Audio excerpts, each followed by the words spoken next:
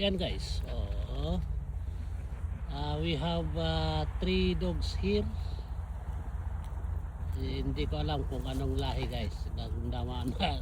Namamasyal dito sa park. Yan. Kasama namin dito sa park guys. Yan.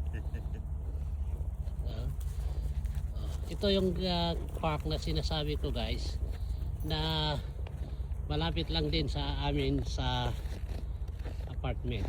Pagpapansinin nyo siya, surrounded by residential areas.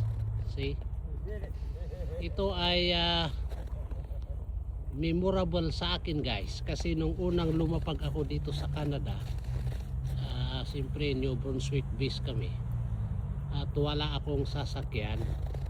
Kapag nag-aasikaso ako ng papilis sa service sa New Brunswick at saka Service Canada guys, dito ako mismo nagtatambay kasi maluwag siya at saka malapit din lang sa opisina ng Service sa Canada. At pag hindi ito winter, maraming pamilya nagliliwaliw dito kasi tignan nyo, surrounded by a residential houses. So noong unang dating ko dito sa Canada, nagbabaon ako, iniiwan ko yung truck ko dun sa yard, tapos naglalakad ako pupunta doon sa Service Canada, dyan lang sa kabila guys. Tapos pupunta ako dito para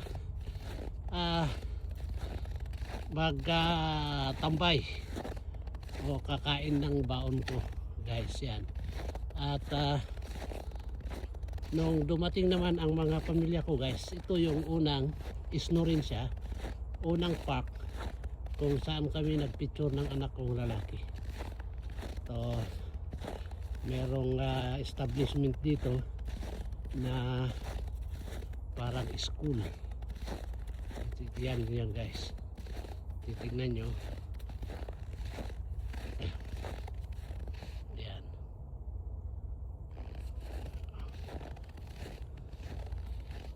Edith Campbell. Tapos may park din sa loob. Yan. So hindi siya masyadong improve, but at least mayroon kang park inside the residential area. At yung sa bandang kaliwa, doon sa kabandang kaliwa guys, dyan yung papunta sa apartment namin.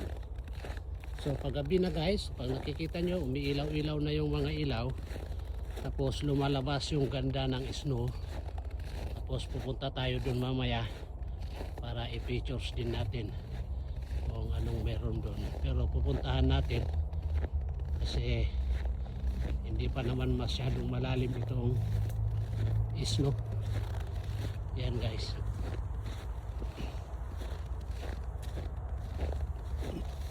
Malaking kahoy. Ang mga kahoy kasi ngayon wala na silang dahon kasi winter na guys. Pero kapag hindi winter, ito maganda kasi mayroon silang kahoy, mayroon silang dahon gaya ng ganyan guys, pine tree.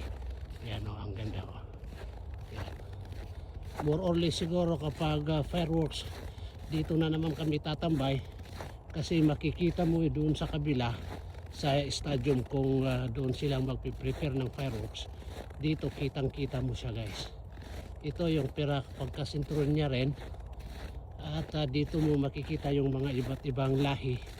May Africans, Asians, Canadians. Dito pamilya nagtatambay kapag summer guys. Kaya lang limited ang camping dito kasi residential area kasi. So yan guys.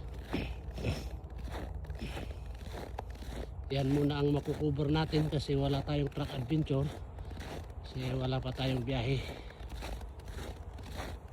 Ipipicture ko lang sa inyo guys kung ano rin yung mga nandito sa city namin. Marami dito, maliit lang ang city namin pero marami siyang pinagmamalaking mga park. Lalo na paglabas mo, ang gaganda ng tanawin guys. Yan.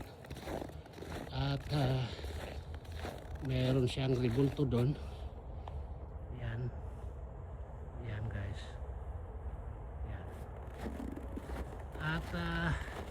yan muna guys ang may kukuha natin. Magandang gabi, magandang hapon, boom tara tara.